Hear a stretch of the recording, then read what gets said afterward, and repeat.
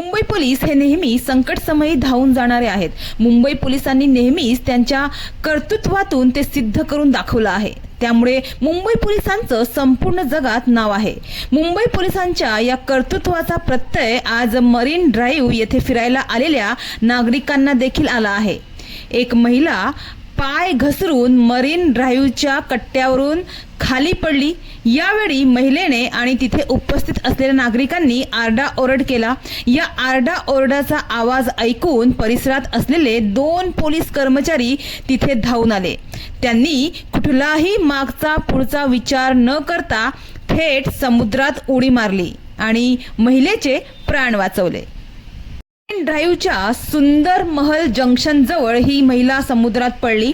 59 वर्षीय या महिलेचे नाव स्वाती कनानी आहे। या घटनेनंतर 2 पोलीस कॉन्स्टेबलनं समुद्रात उतरून या महिलेचे प्राण वाचवले। पोलीस कॉन्स्टेबल किरण अशोक ठाकरे आणि अमोल ज्ञानदेव दहिफळे असे या पोलीस कर्मचाऱ्यांची नावे आहेत। समुद्रात या महिलेला वाचवल्यानंतर खबरदारीचा उपाय म्हणून महिलेला जीटी रुग्णालयात भरती केलं आहे। सुंदर महल जंक्शन जवळ ही घटना घडली आणि बचाव कार्य सुमारे 20 मिनिटे चालले। महिलेला वाचवणाऱ्या पोलिसांचा अभिमान वाटतो।